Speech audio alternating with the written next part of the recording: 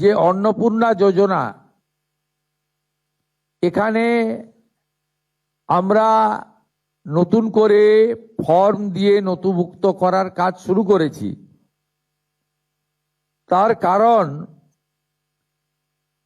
আমরা এসআইআর এর পরবর্তী সময়ে দেখেছি যাদের নাম ভোটার তালিকা থেকে স্থায়ীভাবে বাদ গেছে এমন লক্ষ লক্ষ ভোটার তালিকায় নাম না থাকা ব্যক্তিগণ বিগত সরকারের লক্ষ্মী ভান্ডার সহ নানা সামাজিক প্রকল্প কেন্দ্র এবং রাজ্যের সুযোগ পাচ্ছিলেন।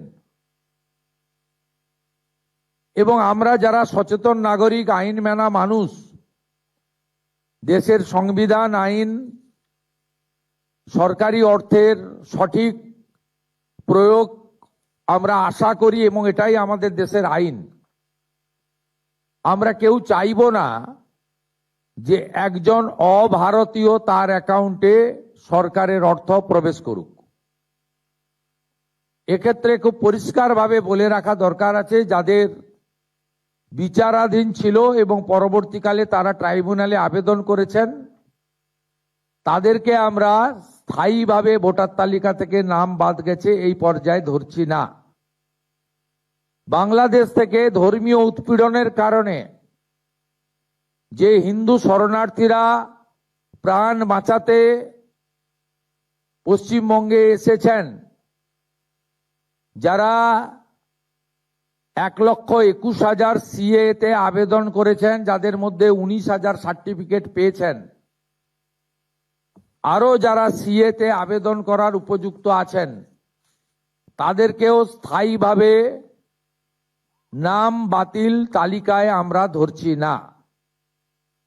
এর বাইরে যারা রয়েছেন অভারতীয়, অবৈধ অনুপ্রবেশকারী, বয়স বাড়িয়ে বয়স কমিয়ে